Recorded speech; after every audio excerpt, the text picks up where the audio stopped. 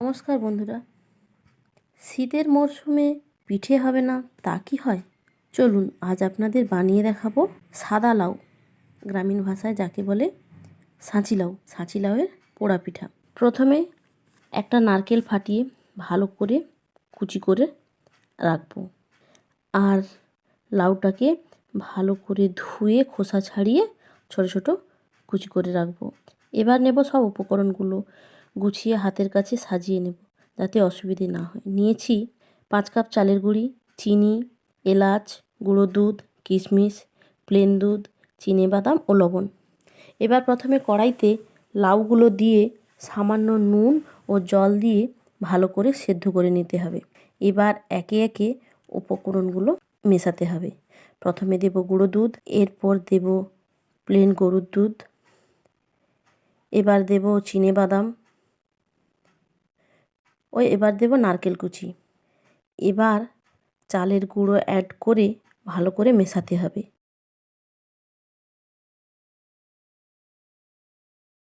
এরপর দিতে হবে চিনি ও স্বাদ মতো লবণ। আবারও ভালো করে মেশাতে হবে যাতে কোনো দানা ভাব না থেকে থাকে।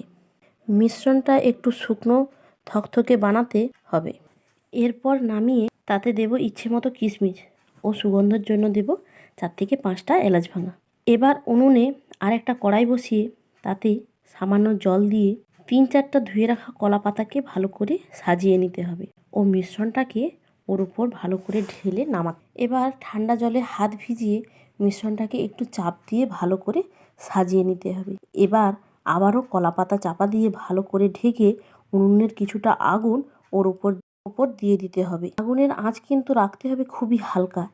এবার ওই নিভন্ত হালকা আঁচে এটাকে জমাট বাঁধতে দিতে হবে প্রায় 4 থেকে 5 ঘন্টার মতো। আগুন নিভে ঠান্ডা হওয়ার সাথে সাথে তৈরি হয়ে যাবে সাদা লাউয়ের পোড়া পিঠা, যেমন তুলতুলে তেমনই চমৎকার স্বাদে। কথায় আছে, যেখানে দেখিবে ছাই উড়াইয়া দেখিবে তাই, পাইলেও পাইলে পারো অমূল্য রতন। ঠিক তেমনই তুলতুলে ধপধপে সাদা ছাঁচি লাউয়ের পোড়া পিঠা।